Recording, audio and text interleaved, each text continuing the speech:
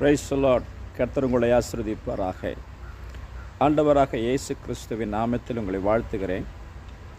இயேசு ஒரு நாள் ஒரு முக்கியமான ஒரு உபதேசத்தை தம்முடைய ஜனங்களுக்கு அவர் போதிக்கும் பொழுது விதைகளை குறித்து அவர் பேசினார்.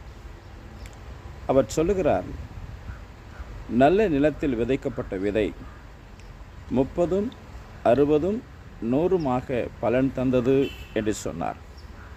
பிரியமானவர்களே, ஒருவன் விதைகளை விதைக்கப்பட்டு போகும்போது ஒரு சில விதைகள் வழியருகேவும் ஒரு சில விதைகள்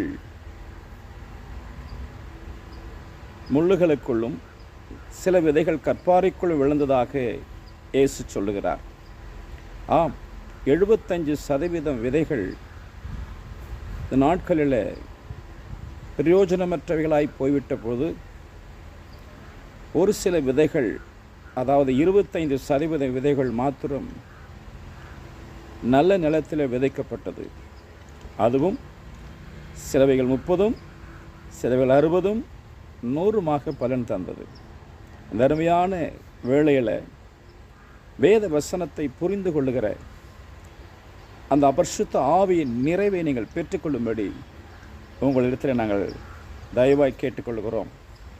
பரிசுத்த ஆவியினுடைய நிறைவு, அபிஷேகம் யாரிடத்தில் இருக்கிறதோ அவர்கள் வேத வசனங்களை எளிதாய் புரிந்து கொள்ளுகிறார்கள். வேத வார்த்தைகளை அவர்கள் உணர்ந்து பலன் கொடுக்கிறவர்களாய் மாறிவிடுகிறார்கள். எத்தனையோ ஆண்டுகள் ஆண்டவராக இயேசு கிறிஸ்துவின் பிள்ளைகளாய் இருந்தும், திருச்சபை மக்களாய் இருந்தும், திருச்சபையிலே தேவனை விசுவாசித்து காணிக்கைகளையும் தசும்பாலையும் கொடுத்து வளர்ந்து கொண்டிருக்கிற பிள்ளைகளாக இருந்தும் தேவனுடைய சித்தத்தையும் தேவனுடைய வசனங்களையும் சரியாய் புரிந்து கொள்ள முடியாமல், பலன் தர முடியாமல், இன்னும் கூட 75% கிறிஸ்தவ வாழ்க்கை வீணாய் கடந்து போய் கொண்டிருக்கிறது. இந்த நாளில் தீர்மானம் எடுப்போம். ஆண்டவர் என்னை நல்ல நிலத்தில் விதைக்கப்பட்ட விதையைப் போல, ஒரு நல்ல நிலம் போல கர்த்தர் என்னை மாற்றி 30, 60, 100 பலன் கொடுக்கத்தக்கதான ஒரு ஆசீர்வாதமுள்ள ஒரு வாழ்க்கைக்கு கர்த்தரை நடத்துவாராக. இந்த நாளிலே தேவன் வேத வசனங்கள் நம்மிடத்திலே கொடுக்கிறார்.